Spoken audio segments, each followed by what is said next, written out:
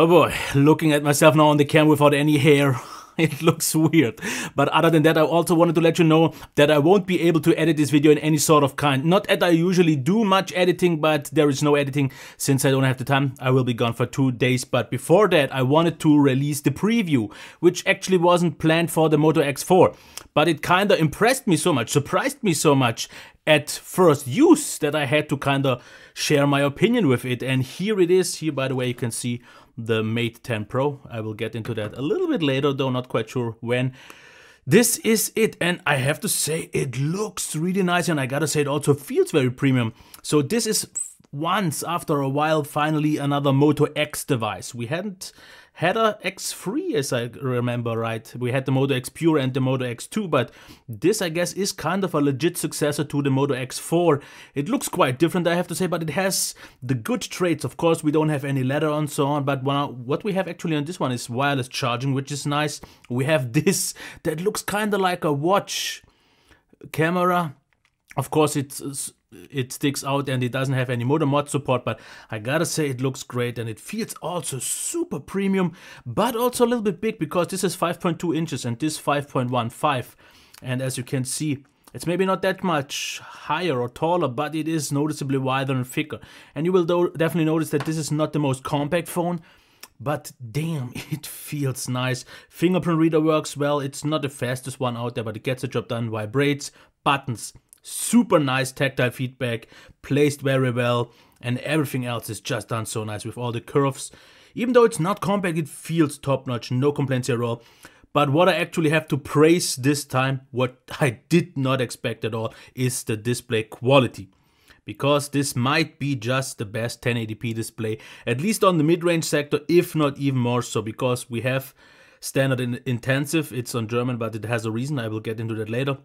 But it is a super crisp display. I did not expect it to be that clear. So it's the clarity, the calibration, the viewing angles, even brightness, everything feels so top-notch. Speaker just real quick, it is just real quick, a top firing one on one side. For me, it's the wrong one. Someone said to me, why not just rotate it the other way around? Yes, that would work, but for me, if I just hold it like this feels more right, and then this sounds a little bit odd. I would prefer it on the right side, but yeah, it's fine. It sounds good, I would say. It's usually loud enough. The balance is okay. It seems to kind of focus more on the highs, which is a little bit weird, but other than that, no real complaints. Headphone jack I didn't try yet, but at least there is one. Performance, I have to say, I think I need a little bit more time, but because I just had it for a few hours, and usually it's mostly very smooth, and it seems to perform nice, but I see still some occasions of some slowdowns and some minor lag. I think this will be gone because the phone on the first day, at least on the first few hours, still does some things in the background. But I just couldn't wait for it to get that past it. But I will let you know all that, of course, in the review. But I'm definitely not concerned yet because so far, when it runs smooth, the 630 does a great job, and if it's just as efficient as it was before, this, by the way, was no lag, this was just the app caching. If it runs just as good as a 625, and it actually seems a little bit better, and gets on that consistency level, then I'm fully pleased. Of course, games should run also quite fine on a mid-range level. Battery life so far, can't really judge it yet. If I look at the stacks, yep, seems all fine, but I can't, of course, judge it. All that will be done in the review. If you quickly go into the software, stock Android, what we have though is Moto, and this is what I meant why this is on German, because I at least set it up on German, but what you can do now is say, zeige mir bitte die Uhr. As you can see, you can actually launch pretty much every app just with this. For example, zeige mir bitte Instagram. And as you can see, it does it. And it always launches the app. So what you have to say is, show me please. At least on German, it's zeige mir bitte. And then you can launch pretty much all apps. Of course, you have still this gesture. Of course, as you can see here for the notifications and so on. We don't have a notification LED though, which is a little bit sad. The other thing is, we have already wasted space for the fingerprint reader, but not for buttons. It's not really necessary since we have this one button control, which I think works good, and I actually get so used to it that I do it on some other phones as well, because swipe to the right is for the last apps and a swipe left is for back, and of course tapping it is for home, and long pressing is for the for the launcher. Of course, you could just use, if I manage to find that, okay, you have to go to the Moto suite here. You have to use Moto Actions, and then you could just enable the navigation bar, the normal one, but you can't rearrange those buttons, which is the reason why I kind of actually want to stick with this. Of course, you have the typical stuff, so to get the camera and the flashlight going on. So the software suite is getting better because, as you can see, we have quite a lot of gestures by now. We have Moto Display, we have Moto Voice, Moto Key to actually log into different apps and so on. Other than that, of course, as you can see here, pretty much a stock launcher and nothing really specific there, and it works just fine. I still personally wish for a little bit more customization, but other than that, that's it. What I have to point out though, since this is a completely new device, it's still running on 7.1.1. I definitely would wish for Oreo. I'm pretty sure it will get it soon, but it could take still a few months. So that's it. Camera, we can quickly go into it, but I have not really made any shots yet because I just didn't have the time, like I said. But what we have, for example, is one feature.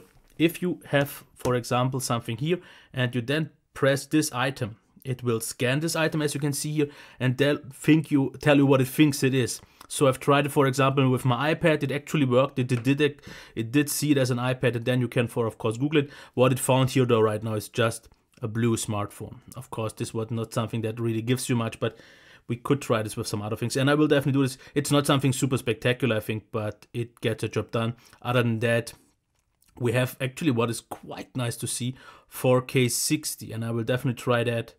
Of course, 4K 30 is there as well. It's definitely not the most advanced software because you don't have too many options, but I will look into that of how well I think it is.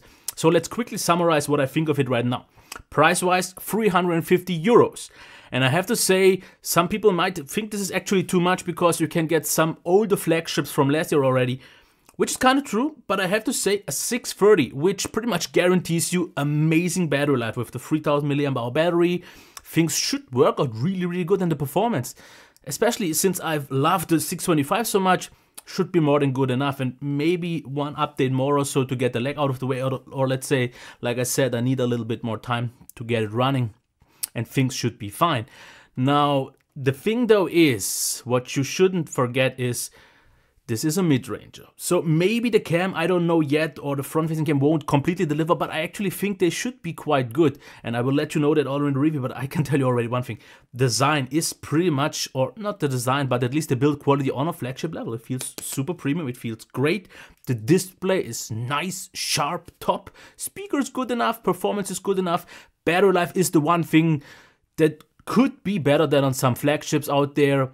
Software is lean, you should get updates quite long, quite good, and you get a few nice enhancements like the Moto suite. You usually have just stock Android, but at least a few things extra, which is nice.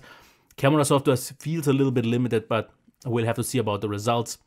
And then this phone, especially if it's maybe in the US or after a few months, the price gets down to close to 300 and you get a local device with good support and everything else. This might actually be a winner. Now, I can't judge it fully yet, of course, and I don't want to just yet, but first impressions actually seem way more positive than I would have expected. Yeah, that's it. Until next time. Bye.